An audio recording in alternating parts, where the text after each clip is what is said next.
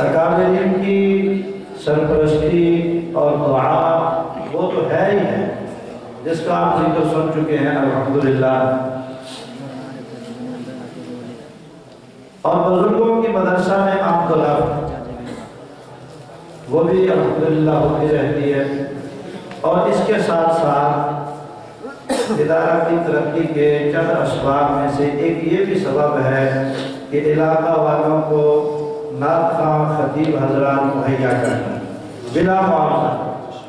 اس طرح کے خوبصورت پروگراموں کا انعقاد یہ ہم سب کی خوش بختی ہے اور ہم سب کے لیے ذریعہ نجات ہے۔ میں ایک بات عرض کرتا ہوں پھر دعا کرتے ہیں۔ ہمارے پیر مرشد حضرت میر عزیز الرحمان ہزاروی دامت برکاتہ، ان کی زبان سے ایک جملہ میں نے سنا تھا، وہ اس محفل کی نسبت سے یاد آ گیا۔ ایک موقع پر انہوں نے فرمایا کہ نعت پڑھنا یہ حضرت حسان کی سنت ہے اور نعت سننا یہ مصطفیٰ کی سنت ہے۔ نعت پڑھنا حضرت حسان کی سنت ہے اور نعت سننا یہ خود مصطفیٰ کی سنت ہے۔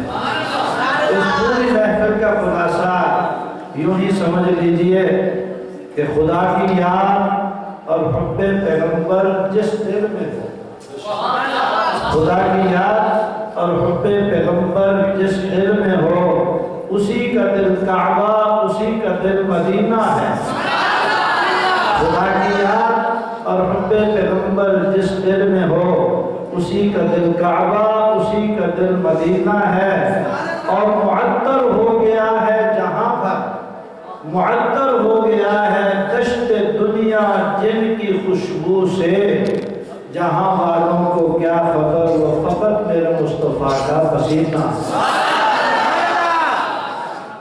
عظمت صحابہ بھی آپ نے سنی، اس پر بھی ایک شعر سن لو۔ صحابہ تو صحابہ تھے، صحابہ تو صحابہ تھے جن کی ہر شب عید ہوتی تھی۔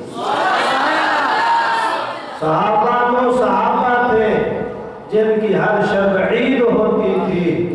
خدا